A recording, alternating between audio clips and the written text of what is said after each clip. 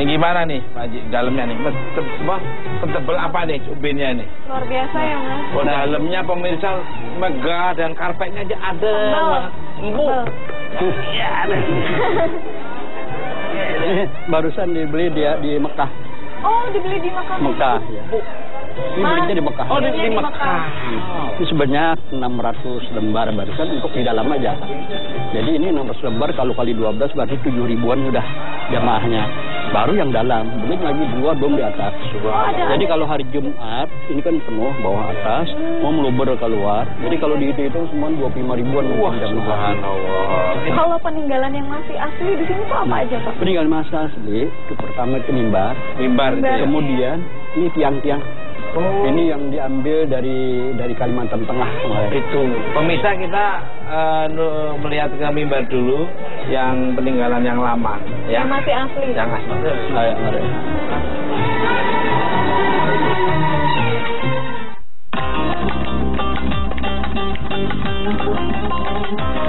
Pada awalnya, Masjid Agung Al-Karomah yang mengikuti arsitektur Masjid Demak buatan Sunan Kalijaga ini bernama Masjid Jami Martapura.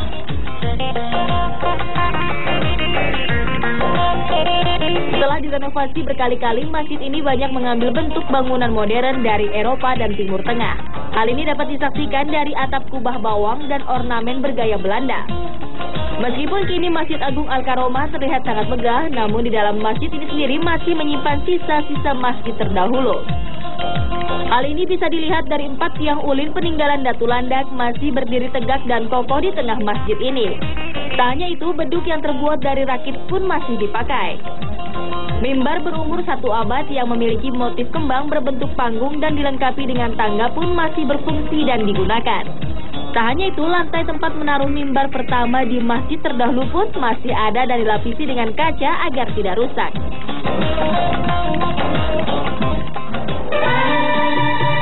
Nah, pemirsa Mister Tugu Jalan-Jalan, kita sudah berada di depan mimbar peninggalan aslinya Masjid Agung Al-Karomah Martapura ini ya. Pak Haji, boleh diceritain ini mimbarnya nih gimana nih? Ini mimbar ini ya dibuat sebelum berdirinya yang ini, yang permanen itu tadi. Kan yang dibangun yang waktu itu 1863. Nah, kemudian pembuatan mimbar ini di bawah pada tahun 1880-an. Karena ini lebih dulu dari yang di Cempaka. Cempaka itu desa Cempaka 1862. Ini sudah ada katanya, berarti ini kan sebelum 1862. Nah, kemudian baru dibikin masjidnya 1897. Jadi ini malah lebih duluan.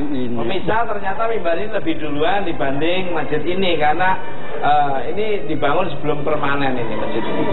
Kebetulan yang ikut membuat ini datuk saya. Oh, yang membuat dulu datuknya Pak Haji. Iya Pak, ini tulisan-tulisannya itu artinya apa Pak?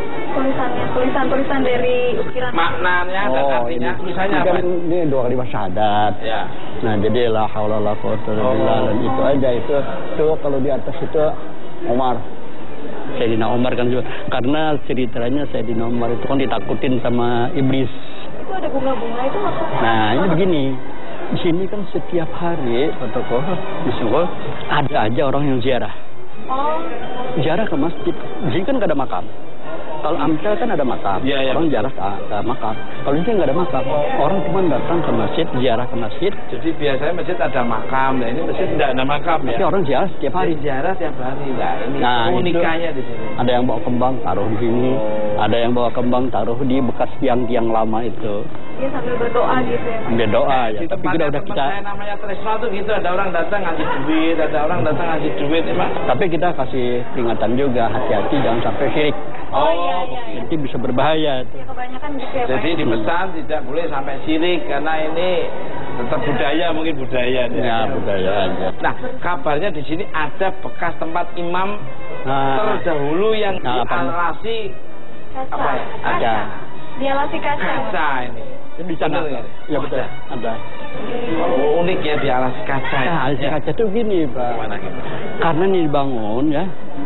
Kemudian supaya itu jangan sampai hilang, itu dibiarkan dia agak ke bawah. Ini kita membangun kita atas lantainya agak ke atas. Jadi udah tutup ya bang kaca yang bisa diinjak gitu loh. Jadi bisa dilihat sekarang. Wah, Penasaran pemirsa seperti apa hiburan yang dikasihkan? Ikuti Mr. Tukul jalan-jalan.